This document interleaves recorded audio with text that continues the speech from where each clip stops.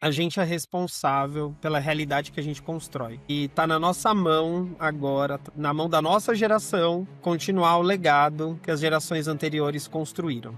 Então, que a gente possa pegar esse bastão e andar mais um tanto para construir um mundo, né, o cenário, a realidade que a gente deseja, para ter paz de espírito quando a gente passar o bastão para as gerações que virão depois da gente. Tive o prazer enorme de conversar com o Robert Senna em um assunto super importante. Um pouquinho sobre o Robert. Ele é natural da Zona Leste de São Paulo, graduado em RH e Psicologia, com pós-graduação em Liderança, Inovação, Gestão Estratégica e Diversidade e Inclusão. Possui mais de 13 anos de experiência liderando iniciativas estratégicas em recrutamento e seleção, engajamento organizacional, cultura corporativa e diversidade, equidade e inclusão em ambientes complexos e dinâmicos. Atuou em posições executivas impulsionando o aumento significativo da representatividade de pessoas negras nas equipes e lideranças, promovendo programas para o desenvolvimento de profissionais trans e fortalecendo culturas organizacionais durante processos críticos de fusão e aquisição. Atualmente, atua como consultor de cultura e inclusão da Impulso Beta, com foco especial nos temas de raça e liderança, apoiando grandes empresas no avanço de suas agendas estratégicas em DEI.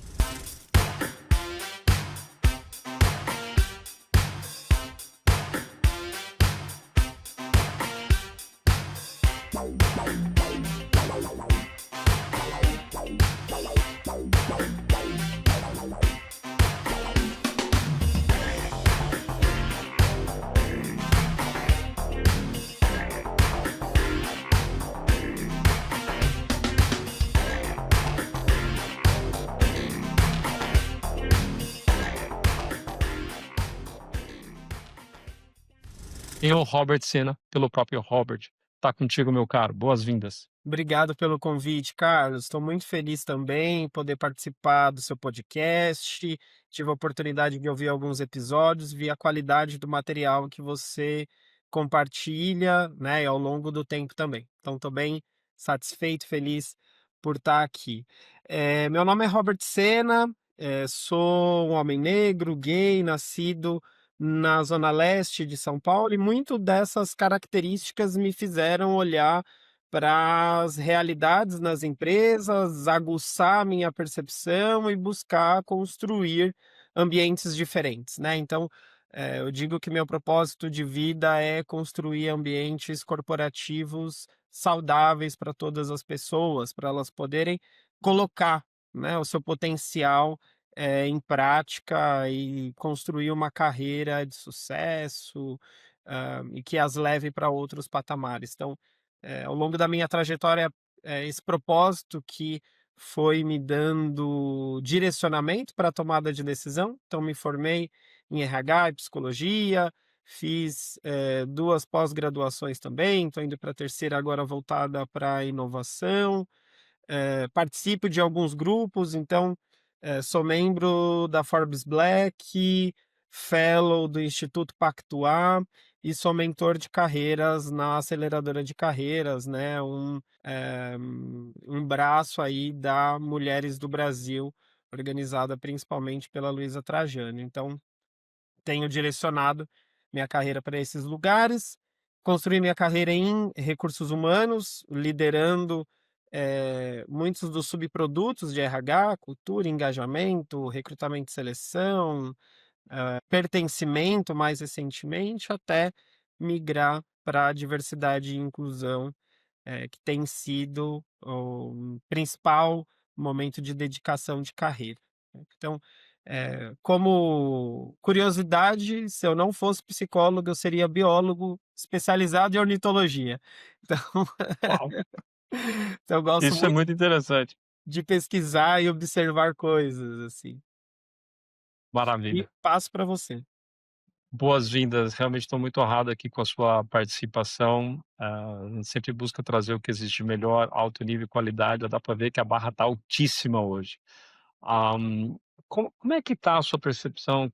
Você trabalha diretamente com isso, né? Eu tenho trabalhado em projetos diferentes, empresas diferentes. Eu faço muito atendimento online em grandes empresas e eu tenho visto essa evolução do foco de day nas empresas flutuarem, como eu estava falando na abertura. E a sensação que tem é que não estão falando tanto disso como estavam falando há uns 2, 3 anos atrás. Mas eu gostaria que você me ajudasse aqui, como é que está essa vertente, especialmente aqui no Brasil, como você tem acompanhado esse movimento em 2025 e 25 e o que se espera, para 2026? Como é que está a força desse movimento? Quais são os pontos altos, pontos baixos? Enfim, veja o ângulo que fizer sentido para ti, mas a gente gostaria de te ouvir. Como é que está essa situação, especialmente aqui no Brasil? Maravilha. Quando a gente olha para o ano de 2025, acho que foi um marco e um divisor de águas dentro dos anos anteriores, principalmente 22, 23, e traçando uma nova perspectiva, a partir principalmente desse ano. 2025 foi marcado por também polarizações, né? Empresas impulsionadas por governos internacionais, né? Para minimizar as ações de diversidade e inclusão, ao mesmo tempo em que no Brasil a gente teve alguns movimentos contrários, né, a essa diminuição. Então, janeiro, fevereiro a gente percebeu ainda uma dúvida. A partir de março e abril a gente teve posicionamentos muito fortes, inclusive com country managers, com C-levels, né, sendo bastante vocais que não haveria uma retração. Então, a gente tem um dado publicado esse ano pela Exame dizendo que a gente teve uma mudança de 9 ações afirmativas em 2022 para 199 em 2025. Então a gente eh, pode olhar, né, algumas retrações, mas principalmente eu gosto muito de olhar para o que foi feito, para quais empresas continuaram vocais e principalmente, né, fazendo com que essa pauta não retrocedesse. No Brasil, especificamente, a gente tem o que o Reinaldo Bugarelli chamou de cinturão da inclusão, que são muitas instituições que fomentam essas ações. Então a gente tem, o Fórum de Empresas e Direitos LGBT+, a gente tem a Iniciativa Empresarial pela Equidade Racial, o próprio Mover, que é o Movimento pela Equidade Racial, o Movimento Mulheres 360, da Margarete Goldenberg, Fórum Gerações e Futuro do Trabalho. Então a gente tem o Pacto de Promoção da Equidade Racial, o Instituto Ethos, né, que faz pesquisas frequentes e anuais sobre a realidade de diversidade e inclusão nas maiores empresas do país. Então, todas essas instituições, elas foram chave para segurar essa onda de retrocesso, para fazer com que as empresas signatárias desses pactos e desses compromissos também se fortalecessem, né. Então, essa talvez seja a grande diferença da nossa realidade do país versus, os Estados Unidos, por exemplo, né, que foi onde a gente viu, um retrocesso, C-levels de diversidade sendo, desligados e desligadas, passos atrás de verba mesmo, de orçamento dedicado a ações de inclusão. Então, no Brasil a gente, tem esse cinturão de inclusão, e, por um outro lado, algumas empresas mudaram os nomes, né, então de diversidade e inclusão para cultura e pertencimento, tiveram também esses impactos. Eu faço a leitura que essas instituições, mais a B3 que eu acabei não citando antes, né, a B3 com o iDiversa e com o ISE, que é o Índice de Inclusão e que, fomenta e incentiva diversidade nos conselhos, se unindo para os avanços não serem perdidos. Muito bom, muito bom. A gente sabe até numericamente, por assim dizer, né, fazendo o analytics, de que a inclusão de fato melhora os resultados, né. E eu gostaria de até ouvir um pouco mais, de ti, a efetividade dessas ações, né, como você trouxe num momento bem consistente do número de intervenções, né, ações intencionais de diversidade e inclusão. Como é que está sendo o impacto nos negócios? Você sabe que a gente tem muitos resultados, né, muitos estudos, mas você que está vivendo no dia a dia, como você tem visto o impacto que está sendo observado negócios a partir dessas ações? Boa. Quando, eu falei, né, de 2023, de 2024, de 2025, que foi esse ano virada de chave, e o que que a gente espera então para 2026, conectando com a sua pergunta, Carlos.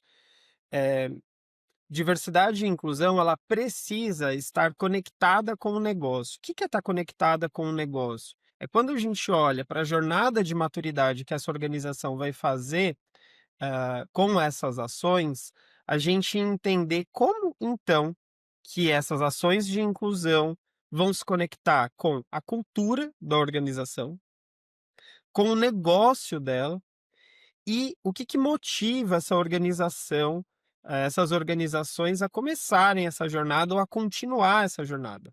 Então, para a gente ter o impacto no negócio, esses fatores precisam estar nítidos, né, ou o mais nítido possível. Eu tenho alguns exemplos de organizações que levaram isso para a cultura ou que levaram isso, por exemplo, para produto. Uma empresa de bens de consumo estava produzindo um produto específico, um gelo, de água de coco, e o formato desse gelo, ele não atingia uma parcela da população que consumia ele em eventos. E aí, nessa discussão, né, do time de produto, eles estavam discutindo como ganhar market share, né, como atingir, então, novas parcelas da população. E uma pessoa estagiária falou: "Olha, pelo que eu conheço, em bailes, a gente usa esse gelo para misturar com bebida, só que o formato impede que a gente coloque ele no copo".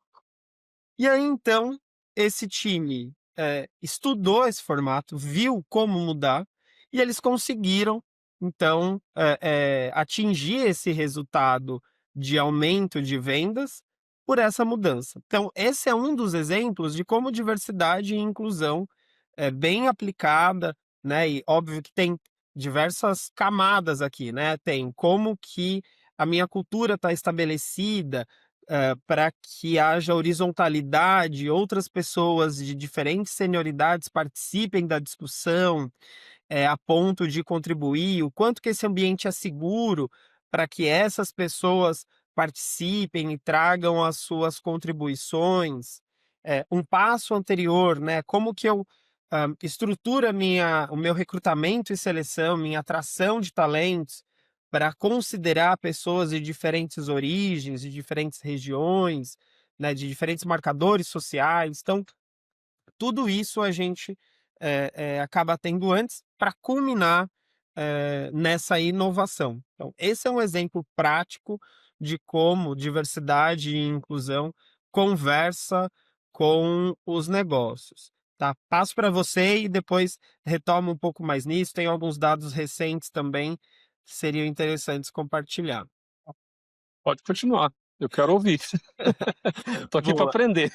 Boa, acho que tem, quando a gente vai falar de diversidade e inclusão, tem um mito que sempre paira, né, será que diversidade e inclusão é uma moda, é uma onda recente? E aí eu sempre gosto de, eh fazer uma leitura histórica, assim, né.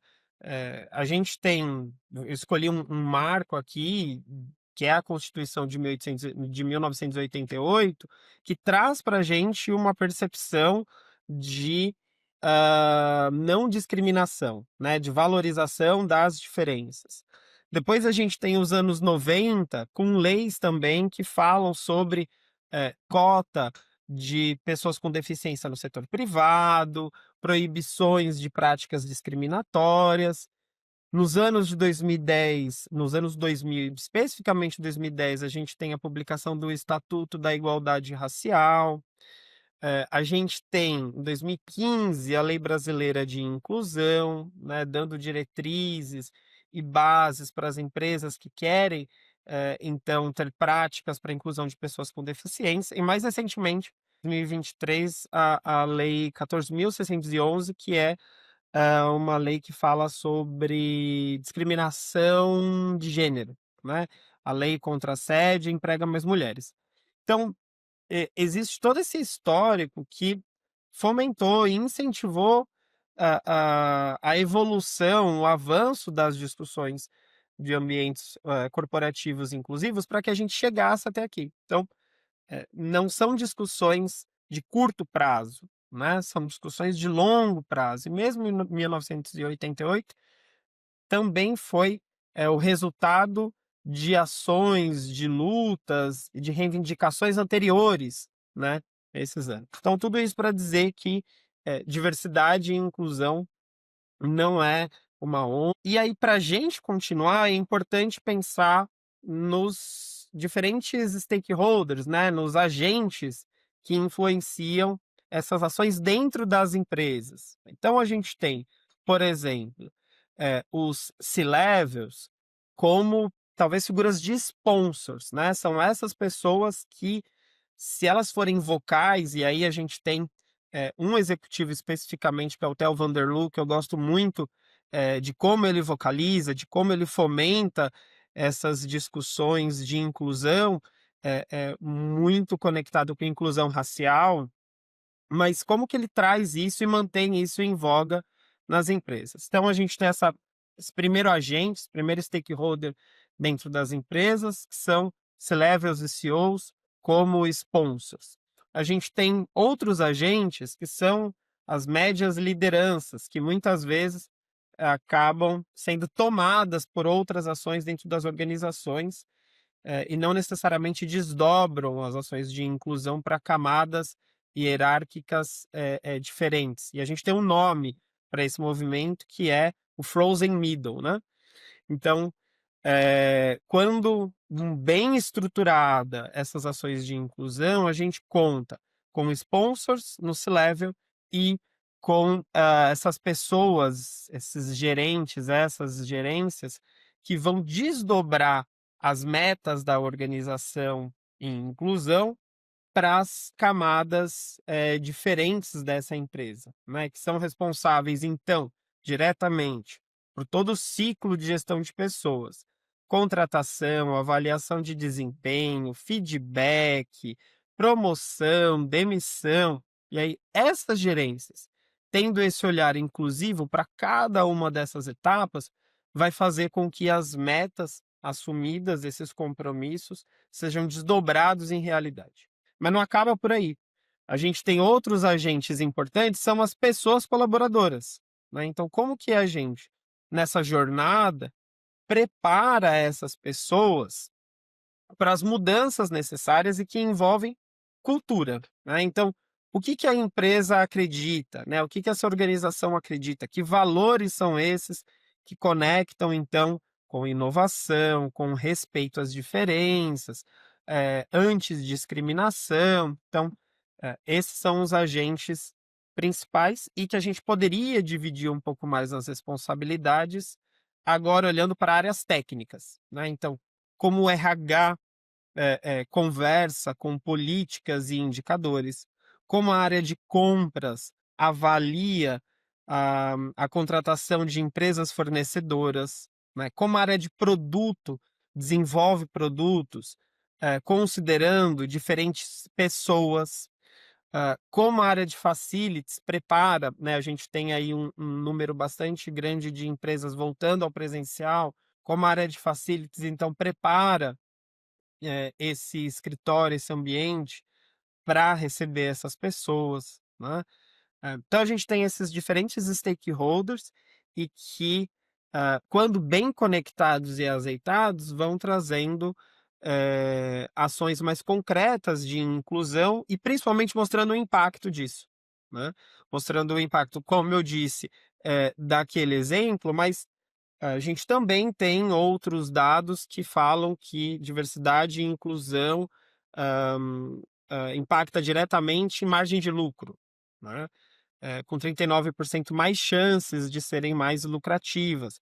Crescimento e inovação, né, organizações, inclusivas geram até 19% mais receita por conta da inovação. E aí, a gente pode avançar um pouco mais. Muito Passo bom, para muito você. bom mesmo. Um tanto, né? O à medida que você estava falando sobre a parte da evolução histórica, depois com esse fecho que você fez, o que me ocorre é que nós estamos evoluindo o nosso nível de consciência, sei lá, como civilização humana, né, Uhum. em que cada um era por si, nós contra eles, tudo era uma razão para encontrar diferenças. E se a gente for pensar, né, no que nos faz humanos, nós temos algo muito mais que é parecido do que diferente. Juntar quaisquer 2 pessoas. Então, eu vejo essa evolução como muito positiva, super concordo contigo, não é um modismo, independentemente da bandeira que se coloque ou que se queira colocar, é algo que o ser humano precisa, né, respeitar outro ser humano da forma que é, da forma que parece, que é o que não é, independentemente da nossa casca, né, isso aqui é uma carcaça, isso aqui é tão temporário quando a gente considera a humanidade. Então eu vejo isso de forma muito positiva. E eu vejo toda essa evolução, esse crescimento, e eu falo: "Nossa, que beleza, 30, 40 anos atrás a vida era completamente diferente dentro das empresas, né, a gente de fato está evoluindo". Agora eu entendo que ainda há resistências, que ainda há desafios, né, senão eu não precisaria nem estar falando sobre isso, né. O nosso objetivo é continuar evoluindo essa consciência, trazendo essa temática para todos os cantos do mundo. Então eu gostaria de ouvir um pouquinho contigo, Robert, na sua experiência, o que você está vendo, o que está vindo aí por aí para os próximos anos, quais são os grandes desafios, barreiras, ou talvez os próximos grandes marcos que nós vamos ter, ah, como civilização, como Brasil, e aí a abordagem que você quiser ter realmente de fato. Gostaria de te ouvir qual a sua percepção ou expectativa em relação a esses desafios e essas superações que nós precisamos ter nos próximos anos. Boa, boa. Quando a gente fala, de inclusão, a gente tem algumas barreiras, né. Talvez a principal barreira seja, eh, uma barreira que gere resistência como se fosse uma ameaça à identidade de algumas pessoas. Então é como se a empresa que começasse a trabalhar com práticas anti-assédio, eh, ou equidade salarial, estivesse agindo contra homens, por exemplo, né. Em alguns treinamentos eu já ouvi isso, de: "Puxa, agora, na verdade, então a empresa só contrata mulheres, ou só promove mulheres", né, para algumas empresas que têm aí o compromisso de alcançar, 50% de mulheres na liderança. Então, uma das resistências mais comuns lida como ameaça à identidade. Uma outra é o descarrilamento, né, de: "Putz, a gente está construindo aqui as ações para a inclusão de pessoas com deficiência, mas e as pessoas imigrantes? Mas e as pessoas, que não têm filhos? E as Então é como se essa segunda resistência, a primeira ameaça à identidade, a segunda o descarrilamento, seria uma percepção de que a gente está perdendo por não olhar para outras questões, que outras questões também são importantes. E aí, como lidar com isso então, né? A gente está falando também de gestão da mudança. E para que a gente avance na mudança, é importante que aqueles agentes que eu enumerei estejam envolvidos o mais do começo possível. E aí com declarações e com comunicações muito direcionadas, né. Então, por que que a empresa está fazendo isso? Quais são os ganhos que se espera ter, né? Quais são então as possíveis perguntas e possíveis respostas? Então a empresa está fazendo isso porque é importante para o negócio, porque aquele mercado ele está indo para esse caminho. Então, as empresas que melhor estiverem em inclusão também estarão mais preparadas para lidar com os desafios daquele mercado. As lideranças mais inclusivas, elas estão conectadas, por exemplo, com pesquisas que dizem o que é liderar no futuro. Então, quando essas resistências aparecem, elas precisam ser acolhidas, né? Essa resistência ela não vem por mal, se dizer assim, né? Elas são naturais do processo de mudança. O que vai fazer elas avançarem ou não é como lidar com elas. Eu acredito muito, Carlos, na construção de pontes. É o que você falou, né? A gente olha para grupos subrepresentados porque a gente tem os dados que oferecem isso, né? As pessoas que estão em cargos mais operacionais, as pessoas que têm maior dificuldade para serem promovidas. Então, a gente tem os dados para isso. Mas quando a gente trabalha para inclusão, de pessoas com deficiência, de inclusão de mulheres, o impacto disso vai favorecer todas as pessoas da organização. Então, quando eu falo de um ambiente mais respeitoso, eu estou falando de menor índice de burnout. E o Brasil é um dos países que mais tem burnout. E aí eu estou falando burnout tanto de homens quanto de mulheres. Então, se o ambiente ele é respeitoso, ele é inclusivo, ele é saudável, homens vão ser impactados positivamente, mulheres vão ser impactadas positivamente. Se eu tenho critérios mais bem estabelecidos para promoção de pessoas, e para promoção de pessoas negras, para promoção de pessoas com deficiência, se eu diminuo os vieses nisso, eu também vou impactar as outras pessoas que não pertencem necessariamente a esse grupo, né? Então, quando eu falo e aí eu costumo quebrar, por assim dizer, as práticas de inclusão em alguns tópicos, né? Em cultura, em governança, e em indicadores, né? Então, quando eu olho para esses 3 aspectos, eu estou dizendo que, aliás, cultura, liderança e governança.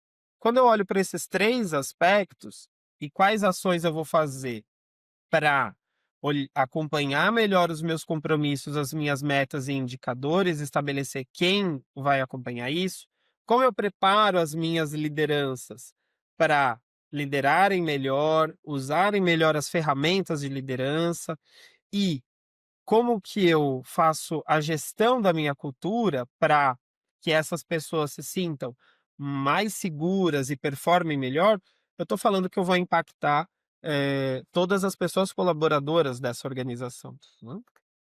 Te respondi? Respondeu sim. Ah, bem interessante, porque esses são 3 eixos que são absolutamente fundamentais em todo e qualquer processo de mudança de negócio, tá. E e aí quando você falou disso, eu percebi como isso está alinhado com as melhores práticas hoje. Eh, são coisas que a gente trabalha, no nível vertical da empresa, desde o nível de governança, de conselho, até a linha de atuação no operacional diário, a gente precisa de cultura, liderança e governança, né, o que inclui gestão também. Então eu achei muito interessante essa visão e ressoa com o meu conhecimento, com a minha prática diária. Então talvez eu tenha ficado sem palavras por isso, porque eu falei: "Uau, isso tá", então me sentindo em casa, né, na forma que essa abordagem tem. Eu queria falar um pouquinho agora, se for ok para ti, falar sobre um pouco sobre a profissional de diversidade, equidade e inclusão.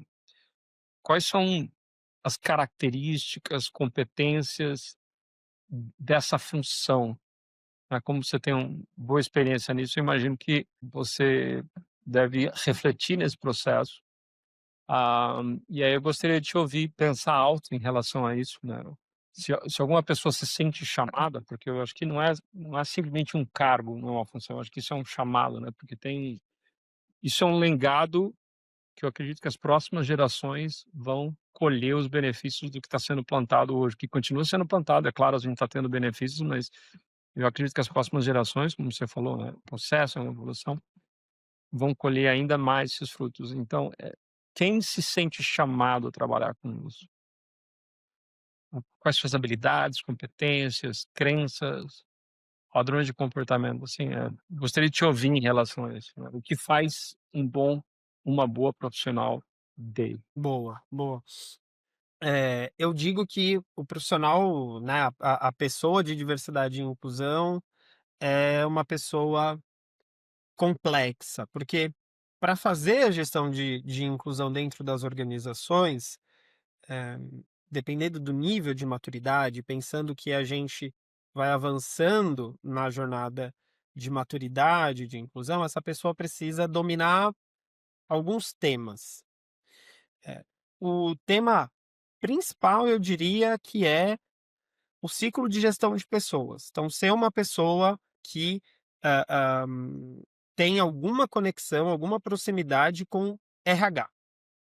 Mas não para por aí, né? Porque essa pessoa vai olhar, então, né, como contrata, como promove, como avalia o desempenho, como desliga essas pessoas, e simultaneamente, ou somado a isso, ela também vai trabalhar com gestão de mudança.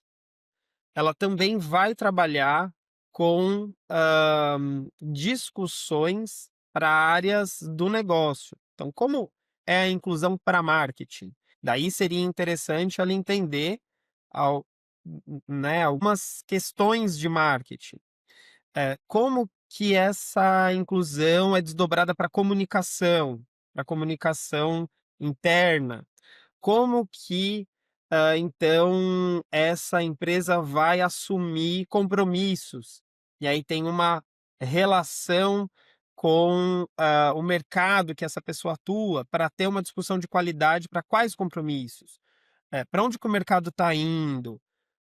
Os principais players, né, as outras empresas desse mercado estão praticando o quê? Então precisa ter aí um olhar, de negócio. Precisa ser uma pessoa que desenvolve lideranças, porque, e aí a figura de business partner em RH conversa um pouco com isso, né? Então como que ela vai colaborar diretamente com as lideranças de diferentes níveis de senioridade para oferecer ferramentas ou para instigar as ferramentas que a empresa oferece, para que essas lideranças se apropriem disso. Tem uma visão também de indicadores, né? Quais indicadores essa pessoa vai acompanhar? Como que ela estabelece metas? Então, é um profissional bastante complexo que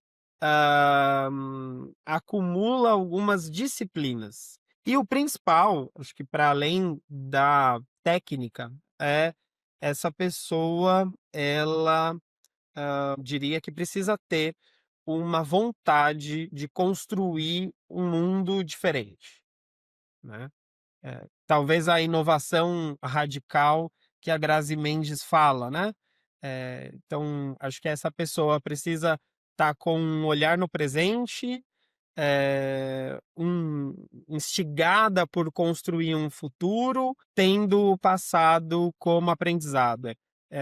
A inovação radical somada ao Sankofa, né? Por se dizer assim, o Sankofa que é essa sabedoria ancestral centro-africana que vai dizer que o passado nos dá ferramentas para a gente reconhecer o presente e construir um futuro diferente. Bom, adorei isso. Antes da gente dar sequência, como a nossa audiência pode entrar em contato contigo, saber um pouco mais sobre o seu trabalho? Sei que você tem uma consultoria, né, entendo que dá palestras, treinamentos. A melhor forma das pessoas entrarem em contato contigo, Robert? Boa. A principal rede, que eu compartilho mais os pensamentos, o que eu acredito, o que eu estou observando de movimentos do mercado é o LinkedIn. Então, Robert Sena no LinkedIn e Robert Sena no Instagram também. No Instagram, eu direciono algumas outras discussões conectadas a a minha visão de mundo orientada pela convicção religiosa que eu tenho, outros aspectos aí da vida pessoal. E aí, Carlos, você falou sobre a consultoria, né? Hoje eu trabalho na Impulso Beta, que é uma consultoria de diversidade e inclusão, e que tem, né, me oferecido a oportunidade também de acompanhar como diversas empresas, a maior parte delas de grande porte, né, estão se movimentando e construindo também esses cenários de inclusão, muitas vezes direcionando, né, puxando a pauta aqui no país. Sensacional. Na verdade, isso até já fez o gancho, foi uma boa transição para minha próxima pergunta. Ah, quando as pessoas chegam até a sua consultoria ou qualquer consultoria de implantação de DEI de uma forma geral, ou falam: "Vamos vestir essa camisa". Isso vem como uma necessidade de negócio, vem como uma conscientização, vem como um novo momento, vem como um desejo, enfim, isso deve chegar, talvez tenha vários pontos de entrada. Na sua experiência, qual é o 1 ou 2 pontos de entrada principais para esse trabalho, para essa implantação, para essa evolução que seja, né, porque imagino que as empresas hoje têm maior ou menor grau, mas já existe uma inclusão de algum jeito, talvez falte consciência. Então essa é a primeira pergunta. E aí, se você quiser já dar sequência, o próximo ponto que eu tenho curiosidade de entender, obviamente você vai dar só uma palhinha aí, não vai contar a história inteira. Ah, quais são os passos, macroetapas para trazer isso, de fato, para o dia a dia da empresa, para sair do teórico, né? Assim, vamos implementar, vamos colocar na visão 2030, vamos colocar metas, o plano de ação. Como é que isso acontece nesse processo? Boa, boa. As motivações, elas são inúmeras, né? Algumas empresas são motivadas por pressão de investidores, outras são pressionadas, pelas pessoas colaboradoras internas, né, então, e foi assim inclusive que eu me conectei, que eu passei a liderar uma área, a gente começou com ações não estruturadas, isso foi ganhando, mais pessoas interessadas, fazendo uma pressão nas lideranças até que as lideranças entenderam que sim, então era o momento de assumir aquilo como uma pauta do negócio, criar uma cadeira de liderança para aquilo e ir estabelecendo alguns compromissos. Então a gente tem diversos motivos. Para mim, o importante é começar.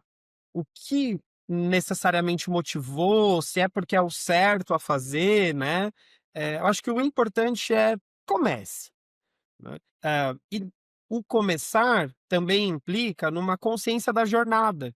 E aí, conectando com a sua segunda pergunta, eu gosto muito do modelo de maturidade da Deloitte de inclusão, que ela vai dividir a jornada de inclusão em 4 fases. A primeira fase é a fase de conformidade, então, por conta das leis, né, que eu citei, o Emprega Mais Mulheres ou a Lei Brasileira de Inclusão, Lei de Cotas, então pode ser um ponto de partida, e aí nesse estágio de conformidade, essas discussões ainda estão muito conectadas na área de RH, e com ações, de contratação de pessoas. Então, pensando em diversidade, né.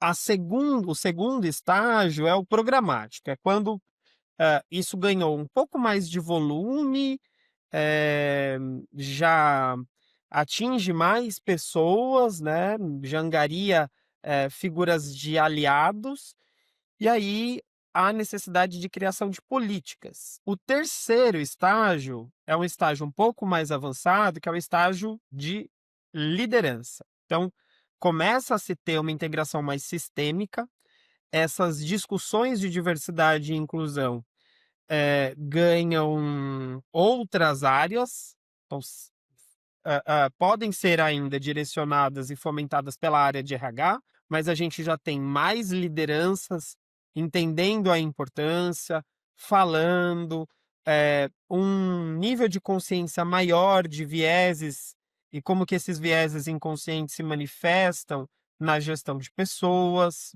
hã. A gente já tem os grupos de afinidade um pouco mais estruturados, sabendo o que fazer, quando fazer, talvez até orçamento para essas figuras.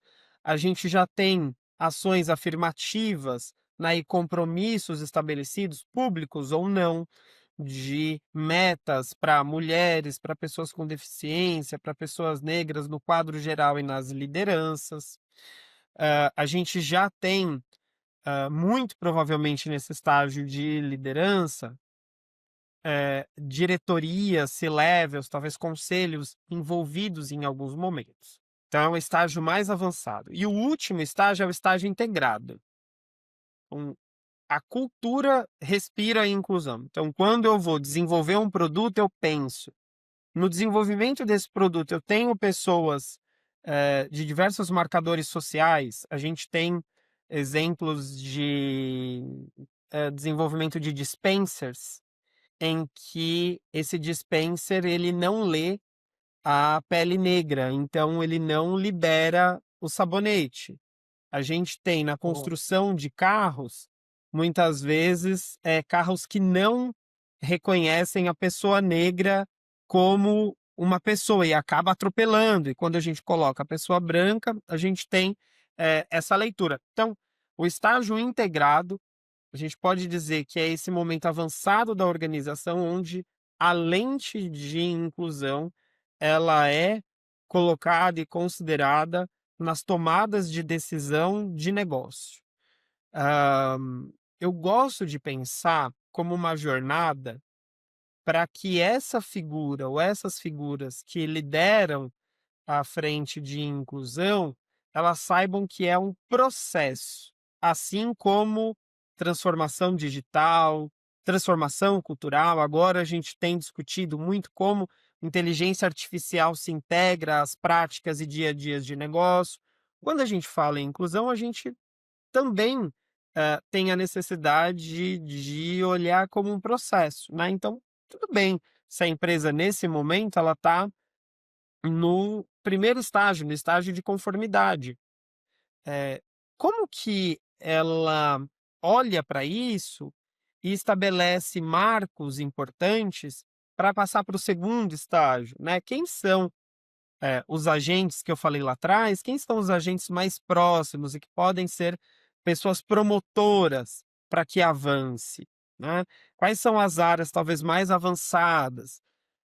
Quais são as conexões de construção de ponte que essa pessoa ou essa área podem ir fazendo com, outros níveis de lideranças, lideranças mais estratégicas para o negócio. E principalmente, o que que a empresa está comprometida a fazer nesse momento, né? A gente tem uma leitura de mercado que o primeiro grupo que as empresas começam a trabalhar são as mulheres, é o gênero. Quando as discussões de gênero, as ações para a inclusão de mulheres, elas avançam um tanto, a empresa ela se sente preparada para discutir inclusão racial. Em seguida, LGBT+. E ao longo, né, dessa jornada, as pessoas com deficiência. Então, sabendo que é uma jornada e sabendo desse movimento de mercado, como que ela vai usando, né, a sensibilização, a conscientização para fazer esses passos de avanço acontecerem. Me fiz entender? perfeitamente. É muito claro, inclusive deu mais respostas a perguntas que não tinham sido feitas. Então foi muito bom. Eu gostaria de ouvir. Eu gosto muito de histórias, né, e eu sei que nessa jornada você deve ter tido muitas situações incríveis, muitas histórias bonitas. Alguma história, algum processo de transformação, alguma coisa que tocou você de uma forma mais íntima, mais pessoal, não necessariamente na vida pessoal, mas às vezes a gente tem eventos no corporativo que a gente fala: "Nossa, é por isso que eu faço o que eu faço", né, quando você vê essa mudança. Então, se você se sentir confortável de compartilhar, não precisa dizer o nome da empresa, nome de ninguém, mas uma ou 2, só para te ouvir mesmo. Boa, boa. Tenho algumas. Eu tenho o exemplo de uma indústria que em 2000, a gente está em 26, em 2022, eu mediei uma palestra com uma executiva negra e ela contou, teve a oportunidade de falar sobre a história dela, os principais marcos e o quão importante foi ter pessoas aliadas a ela. Depois dessa palestra, né, desse evento, eu soube que o CEO se comprometeu a oferecer bolsas, para pessoas negras, bolsas em universidades para pessoas negras. Então isso alimentou meu propósito. Isso num passado. No mais recente, em 2025, eu me dediquei bastante a desenvolvimento de talentos negros, né.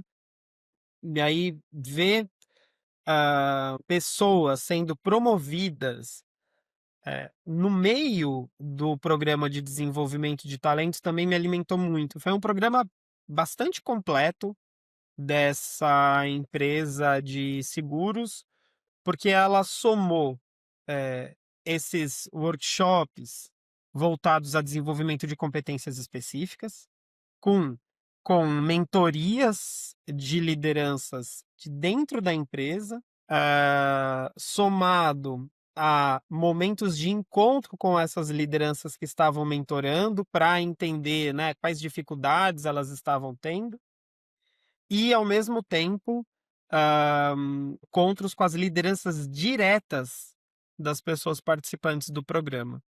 Então, esses 4 pontos, né, desenvolvimento de competências das pessoas participantes do programa, desenvolvimento e oferecimento de mentorias, para as pessoas mentoras, encontro com as lideranças diretas e acompanhamento, né, do pipeline de vagas, nessas 4 coisas juntas, trouxeram resultados bastante interessantes e que alimentaram muito meu propósito mesmo, sabe. Fiquei com o coração quentinho de ver o impacto, o desdobramento dessas ações. Então, acho que teve esses 2 casos, interessantes que eu trago aqui para nossa discussão, assim, que, foram 2 coisas que me fizeram olhar e falar: "Tô no lugar certo, tô no momento certo de carreira, que bacana", e me alimentam para continuar.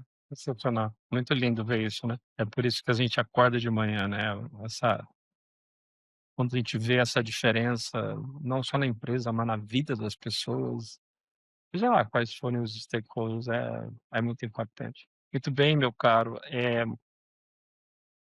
infelizmente chegamos na nossa mensagem final. Se você tivesse a oportunidade de ter um outdoor, sei lá, um billboard, como dizem a gringa, né, 100% das pessoas na Terra, um número gigante, bilhões de pessoas pudessem ler uma mensagem sua, que mensagem que você deixaria para essas pessoas, para todos nós? Além daquilo que você já falou, é claro. Eu digo que a gente é responsável pela realidade que a gente constrói. E tá na nossa mão agora, na mão da nossa geração, continuar o legado que as gerações anteriores construíram. Então, que a gente possa pegar esse bastão e andar mais um tanto para construir o mundo, né, o cenário, a realidade que a gente deseja, para ter paz de espírito quando a gente passar o bastão para as gerações que virão depois da gente. Então é isso, vamos pegar o bastão e construir a realidade que a gente deseja. Gratidão.